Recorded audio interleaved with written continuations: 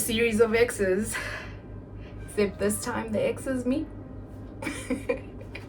Hey guys, this channel is called Today I Made a Mistake, and we are out here just making mistakes as we go through our lives. It will either be a good time or it's gonna be a good story.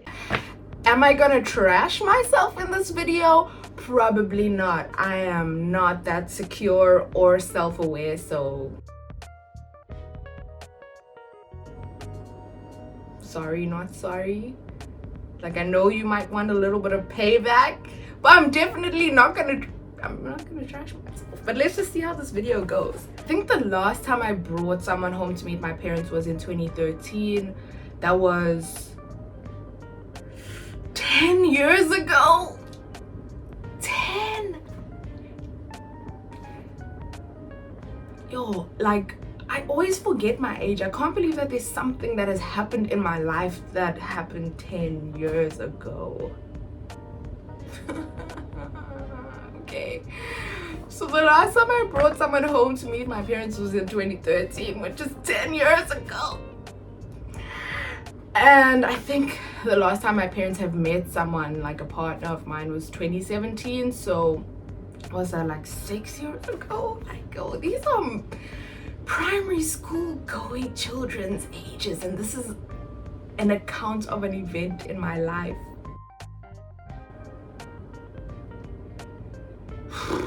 Okay, so at this point in my life, my parents are questioning my sexuality. They are holding on to any evidence that there is a relationship, and they're also wondering if I'm doing anything immoral, like maybe dating someone's husband, and that's why they haven't met someone for so long. So I have a confession.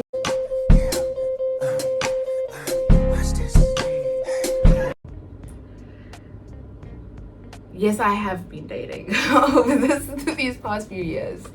No, I'm not dating somebody's husband or doing anything immoral. And yes, I do wish that I was attracted to women instead of men, because I feel like I would have been in a relationship a long time ago. Is that naive of me to say? Like, what are the options? Like,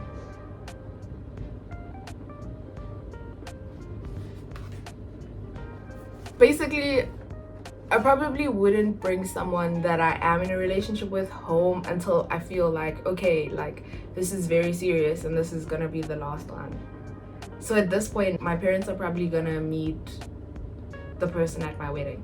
Over the last few years, I've been dating and failing at dating and having breakdowns unrelated to my dating life, watching my 20s pass me by, also known as the prime years of your life. Apparently, I've seen high school mates get engaged, get married, get pregnant, and not always in that order. But to be honest, like, even though I'm saying all these things, I've always felt quite secure in my singleness for reasons, and I'll tell you them. Like, number one, I can't imagine someone coming into my life and offering me something that I don't already offer myself. I'm just gonna go through this list and we'll talk about it later, okay? 2, I'm very happy right now. I'm very happy in my life and I'm very unbothered. When I think about bringing someone into my life, it sounds stressful to me. What is this person gonna offer me?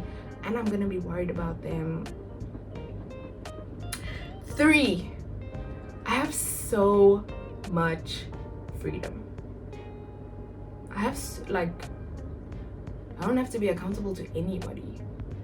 And 4, I've been very okay with my singleness. Like, what would lead me to change my state right now? Because it's great.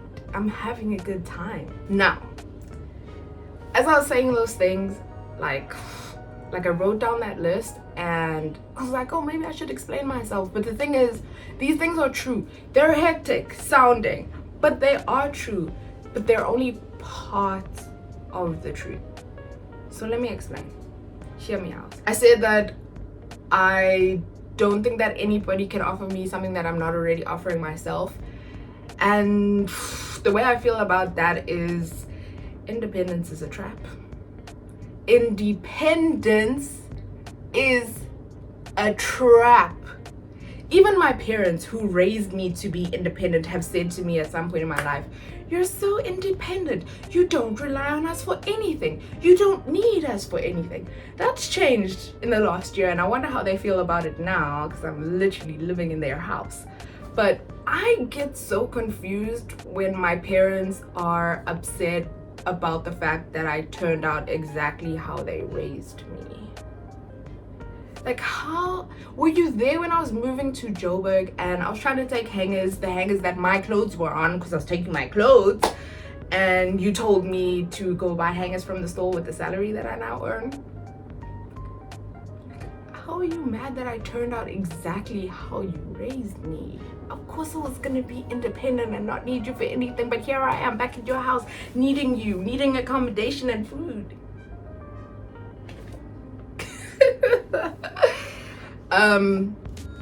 I always, like, I had this perception. I said in number 2 that, like, bringing someone into my life seems stressful, and I always had this perception that when you get into a relationship, it kind of takes away from you, or you have to have something to offer those people, you have to be a certain way. But my perception of that has changed. I now have this view that, like, you don't need to have to offer someone something in a relationship, and you don't need them to offer you anything in a relationship. You literally can come as a whole or come as a half and grow in that relationship by yourself or with the person. But it's like two wholes coming together to make something new, rather than two halves coming together to make a whole and not be dependent on that other person. So yeah, I think maybe I don't really think that they will be stressful anymore. I mean, they probably will, because like the first 28 years of my life I thought relationships, and now only it's changed, but we'll see. Freedom. Now, this freedom thing, it's not necessarily related to relationships, because you could be in a relationship, you could have a pet, you could have family members that are dependent on you, and all of those things limit your freedom. And it's just like, I recognize the privilege that I have right now, and that I don't really need to be accountable to anybody. I mean, it's not an obligation for me to be accountable, because if I wanted to travel somewhere, it's easier for me, I think, to go and do something like that. I don't have to think about a child that I'd have to get ready, and I just have to think about myself or inform very few people. That's a lot of freedom. So this one is not just about relationships, it's just anything. When you're with a partner, you don't just take yourself into consideration, I would think. When you have a child, or when you have a pet, or when you're taking care of other people. So like that's my bit on the freedom. And then I said I was okay with my singleness, and I really am. I'm really, really happy right now. And we'll get into this a little bit more, because I guess the whole video is about this. But I always used to think like, okay, what is gonna make me want to change this? But I recently learned that maybe I wouldn't want to just do this for the rest of my life. Maybe I do want to have a family and other things in my life. I say maybe, I mean yes. I mean I do. And that is weird to say out loud.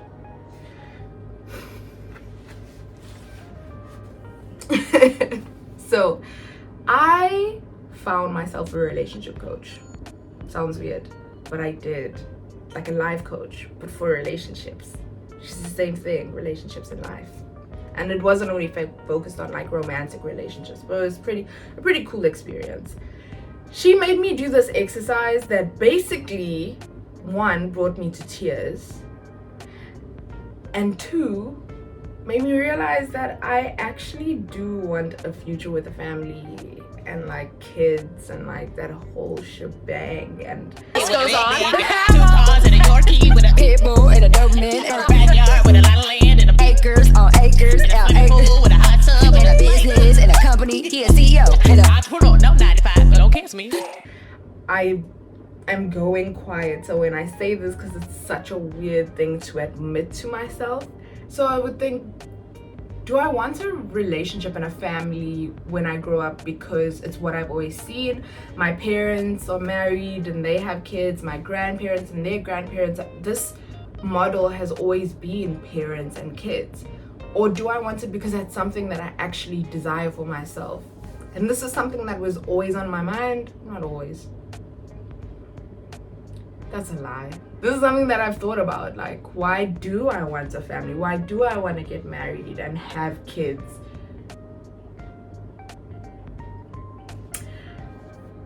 Anyway, it's weird saying that shit out loud. It's weird to say like, I want a kid, I want a family, it's weird because I'm like, what if I don't get that? That's scary. So let's just move forward. Let's just get on with this. So how I found this relationship coach was actually on social media. It came up as an advert and I checked out her page. So thank you, algorithm and Zuckerberg, for giving me something that was very relevant to my life, because at that time I was really desperate. And I don't mean desperate for a relationship. I mean, I was really desperate to understand what is happening here. Why have my relationships failed? Why do I let go of people when I am actually interested in them and I want to be with them? Like, why am I having consecutive dreams of my ex cheating on me? He's my ex. Why is he in my dreams? We're not together. It doesn't matter. But 6 consecutive dreams? I signed up for relationship coaching, and first things first, she's a relationship coach and not a dream interpreter. And second or last, she's a relationship coach and not a miracle worker. But she did work miracles for me. It was really a really helpful journey. I had expectations. Obviously, me coming into anything in my life, I'm like, this is what I want, this is how I want it. So I actually wrote them down. Let me get my book. On the 20th of July, 2022. So obviously this was like a while ago, but I wrote down, what do I want from the session? To be open to being in a relationship, to understand my previous relationships that haven't worked out. What do I think about myself? I have relationship anxiety. I'm a perfectionist, which leads me to end relationships by playing them out how I think they would go in my head. I have very high guards to protect myself from being hurt. I am highly self-dependent or independent and self-reliant. In my childhood, I was left to my own devices, which for me is the best childhood because it allowed me to flourish as an adult. I am scared to be vulnerable. I take very long to warm up to people in my life. History. I've seen a psychologist for the last 2 years. I went to a psychiatrist in January this year. I recently resigned. I'm currently on a gap year. I lived with my parents for 22 years. I now live in a new city, moved to a new country in the last 6 months. My longest relationship is 4 years, and I have dedicated myself to my job in the last 5 years. I see now how that 10-year thing happened. Back to the video. Because we're fighting against light. I thought to myself, in my Eat, Pray, Love year, I've seen so many specialists. Why is my holy grail for relationship advice my friends? Like, why haven't I gone to see a professional in this area of my life? And my friends are professionals in their own right, but I kind of needed someone that was outside of me, I guess, outside of my life, to give me guidance, to look at it objectively, to not be in my life or understand my history, understand me, even though I wrote history and presented it to her. Like, some of the things that I do in my life, I don't know why. Anyway, so I signed up for 12 weeks of relationship coaching, and this is what the sessions look like. I didn't even know things like this existed. I'm excited to learn to be more open to having relationships. From the time I was a kid, I always imagined that I would be married, I would have kids. That's what I saw around, what I thought was part of life. You know, you get your degree, you get a job, you get a family, you get married. So I think I'm also getting older. I have fears of like, what if I never ever meet a person that I would want to have kids with or want to settle down with? I feel like I'm running out of time. And as I get older and as I have more experience, I feel like I have more baggage. Great. Well, I thought, something that could be supportive in, you mentioned different goals last time, and one of them obviously was relationships, but I feel like in relationships is crucial to understand yourself, and something else you mentioned last time. And I thought I'd introduce to you a framework because it touches upon why we do what we do. You mentioned, why do I stop before, before it potentially ends, or why am I maybe scared to be vulnerable, or I feel like, or I think I've been self-sabotaging. Everything that I've done in my life up until now has been for security and certainty and safety. And men and women gave me very different advice from each other, but the men all had the same advice and the women all had the same advice. The women were very hopeful, and then the men were all like, no, this guy is not interested in you, just block him. I want to know like what to do. Do I let him go? Do I try and make it work? How do I understand the situation? Step away from Marcel. Let's do this. If this feels comfortable, of course, you can simply close your eyes and take one deep breath. Anything. Like, I'm sorry for hurting you and for like pulling you into this, and like we both thought that this was going to be more than it became, and I didn't mean to hurt you, but I do wish the best for you. It's like the first time that I've cried over it, which is relieving, because I knew that I was hurt by it, and I knew that I was sad and like angry, and there were a whole lot of different emotions about it, but like I didn't know how to kind of release them, and this was very helpful for that. Let yourself feel those emotions and how relieving that feels, and how helpful that felt to release that. Yeah, exactly. So, I mean, I went surfing on Friday. That was super cool. I've been writing scripts for the YouTube channel. I learned so many things. For me, the greatest thing that came out of these sessions was learning that my idea of happiness and love in a relationship came from something that was dependent on someone else. So I would think that if someone is sharing their life with me, which is basic for me, that's the bare minimum. Obviously they're going to tell you things that are happening in their life, but I've attached feeling loved and feeling happy to those activities that someone else has to do. So I'm basically setting myself up for failure because I'm never going to feel loved or happy, or there will be lots of moments because I want someone to share this with me and then they're not doing it. And that was really insightful for me. It sounds obvious when I say it now, but I think the biggest thing for me was all these things were dependent on things that were out of my control. Feeling loved and feeling happy, which is like just two of the elements that we looked at, there were many more, was dependent on things that were out of my control. Which cool, like you can't control things, it's not about controlling things, but it's also understanding that like, why would you rely your happiness and feeling loved on something that you don't know is gonna happen or not?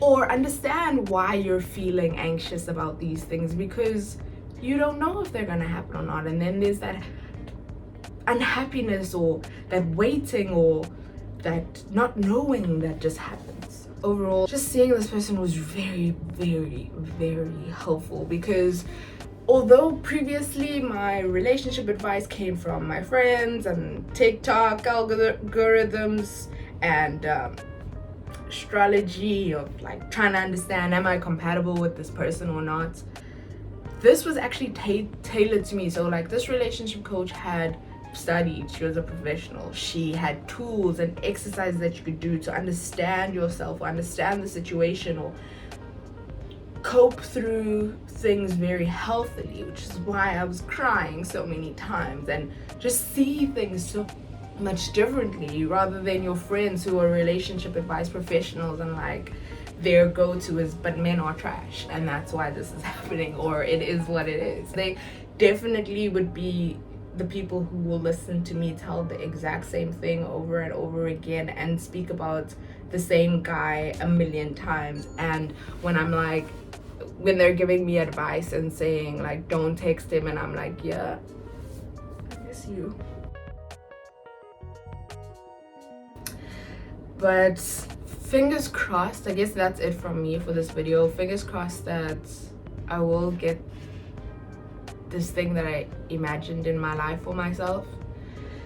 And I guess that's it from me. Today I made a mistake. I went to go see a relationship coach and she helped me understand so much about my own life.